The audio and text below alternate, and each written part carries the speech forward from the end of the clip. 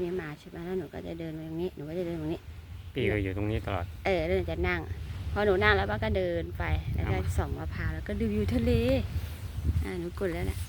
กดแล้วไม่ต้องกดอีกให้หนูจะบอกนี่ที่พักตรงนี้เป็นที่พักนะคือสะดวกมาก